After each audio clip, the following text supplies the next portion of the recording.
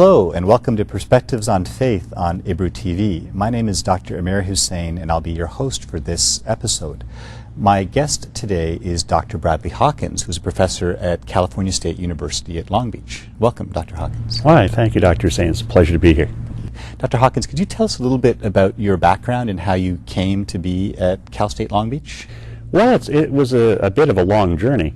I was born in northern Canada, and when it came time for me to go to university, I decided I would go to the University of Toronto, which was an excellent university. But I was sent there by the Canadian government, who I was in the Canadian Army at the time, and they told me what I was going to study, and I was told that I was going to study Islam. And why was that? Because they needed somebody who knew something about Islam, and there was nobody at that time who did in the Canadian Army. So I, of course, had never met a Muslim in my entire life in northern Canada. But when I started the studies, I was just fascinated by it, and I threw myself into it wholeheartedly, and just found it a wonderful study. Eventually, I went back and did my master's degree at Toronto too, this time specializing in South Asian Islam. Then I took a bit of a break, did a few other things, and eventually came down to California here to do my doctorate at UC Santa Barbara, and from there I just naturally gravitated to Cal State Long Beach, where I've been ever since. So what did you do your PhD in at UC Santa Barbara? I did my PhD in comparative religions, and what I was particularly interested in was why one religion would supplant another religion.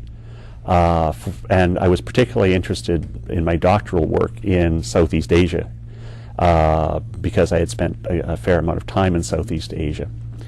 And so I studied why it, first of all, became Buddhist and Hindu, and then why Buddhism remained in the mainland parts of Southeast Asia, but Islam replaced it in the island parts.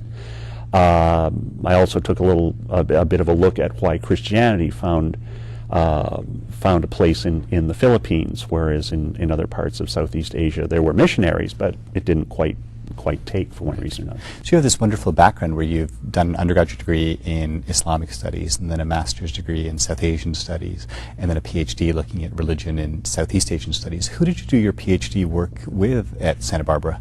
I was very, very fortunate. Before he retired, it was just a little bit before he retired, I did my studies under Dr. Ninian Smart. And Ninian Smart was, of course, as you know, one of the founding figures in the 60s and early 70s of the comparative study of religion as an academic discipline. And so I was able to benefit from his tutelage and his theoretical perspective. But it's wonderful that you came to that already in some ways with that background. That here you had studied about Islam, here you had studied about Asian traditions before you came to a PhD in comparative religion. It was fortuitous. But of course, if you're a believer, there is no accidents. It's all been planned ahead of time. And from my own perspective, I have to say there might be something in that. Could you tell us a little bit about the kind of teaching and research that you do at Long Beach? At the present day, I'm mainly researching the question of comparative theologies.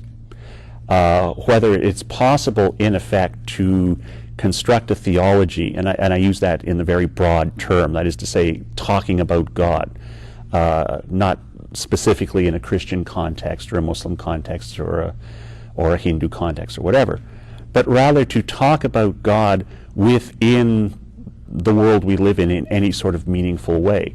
And does that world, in some sense, inform our theological discussion?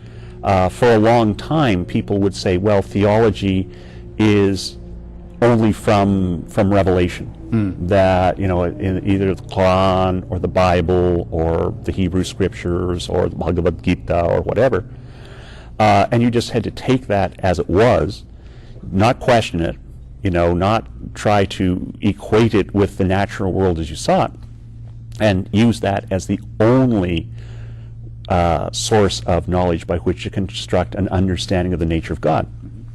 Now, it seemed to me that it was a difficult way of doing things. And it was a way of doing things that would only speak in any meaningful way to a very small number of people.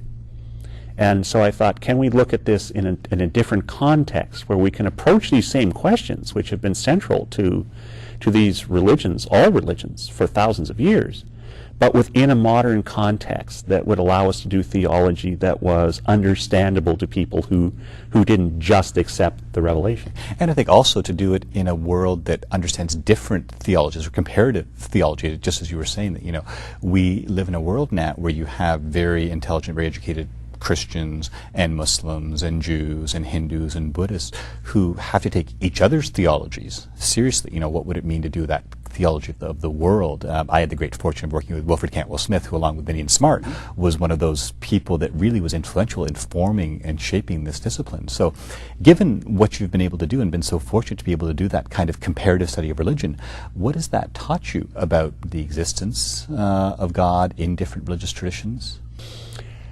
I think what's interesting is that even in traditions that claim that they don't believe in God, now I'm thinking particularly of Buddhism here. Because certain kinds of Buddhists don't believe in a God. Well, what they don't believe in is a God in the sense that people in the Abrahamic religions, Judaism, Christianity, Islam do, which is to say that God is somehow personal. But rather, they certainly believe that there is an order to the universe. They certainly believe that there are laws that govern that. They certainly believe that, you know, to transgress these laws, to go against them, brings bad results.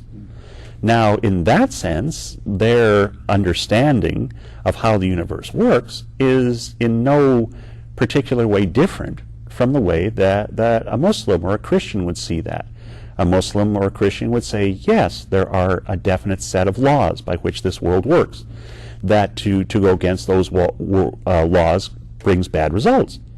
And therefore the wise man or woman will, you know, follow those laws because it's in their best interest to do so, let alone the fact that it gives them a better life.